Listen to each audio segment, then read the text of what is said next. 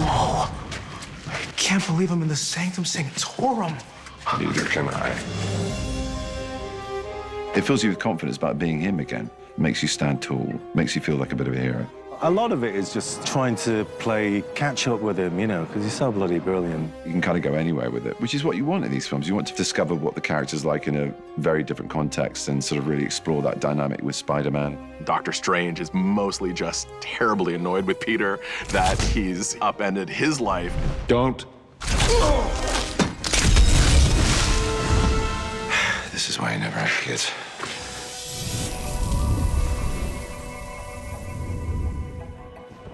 I really like the idea of like It's a Wonderful Life with Peter. What could he possibly do to try and fix things? What is the 17-year-old kid's solution to this problem? You'd be like, well, I know Doctor Strange. Maybe I could ask him for help.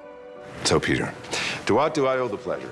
Dr. Strange is down there on Bleecker Street in Greenwich Village. But I think he's anything but a mentor to Peter in this movie. Peter does go to him for advice and help at a certain point, wondering if there's some way that he can put the genie back in the bottle. He could just go ask him to fix it all. Just magically fix it all. Just turn back time or do a spell or do something so that my life can go back to normal. You ready? I'm ready. And as you might imagine, it's not that easy. And things start to go wrong.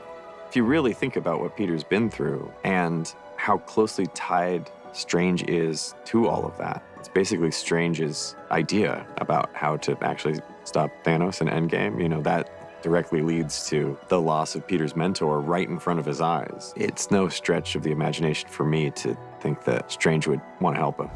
I'm really sorry to bother you, sir, but... Please, safe to have the universe together. I think we're beyond you calling me sir. Okay, Stephen. That feels weird, but I'll allow it. It's nice that he's able to seek solace in a friend that's Doctor Strange. It's also nice for me because Benedict has been a good friend of mine for years and years, so it's always fun sharing the screen with him. It's always interesting as well having two boys from London pretending to be two boys from New York. Him and Parker are kind of level in the Avengers. You know, they're two very important superheroes, but sort of on a more everyday level, one's mid-40s and the other one's yet to go to college. So there's a very sort of paternal or avuncular thing that kind of kicks in with Strange, which is very non-Strange territory to be in. You know, this guy's quite a self-involved egotist, even if he is doing good for others. It's on his own terms. So this kid kind of reorientates him, and we're loving riffing off that and also just doing some really cool shit that I haven't done yet in a film. That's Strange.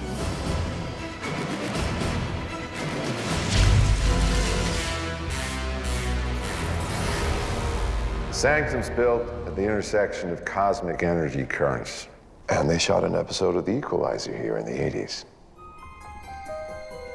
The Sanctum, it could constantly change and evolve. And you open up one door one time, you open up another time, it might be different. So that gave us a lot of freedom. And that's what Marvel does so well. The kind of scale of what they have in live action is not to be underestimated. And the quality of the set build, the paint work, the effects. Just full credit to the set designers and all the crew that have just made it look incredible and, you know, like a bit of a winter wonderland in there.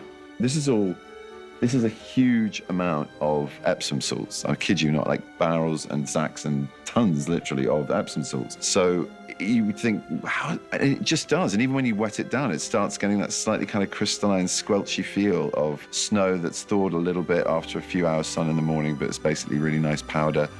So, what is this place?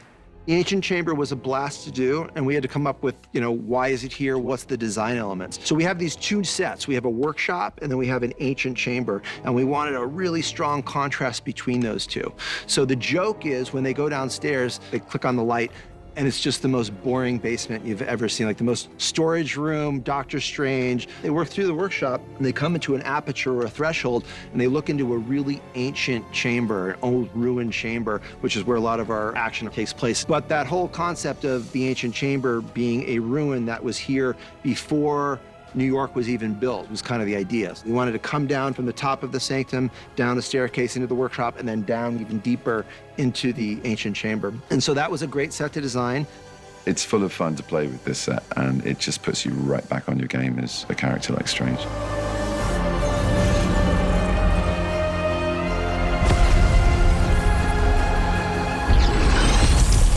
How did you do that? Lots of birthday parties.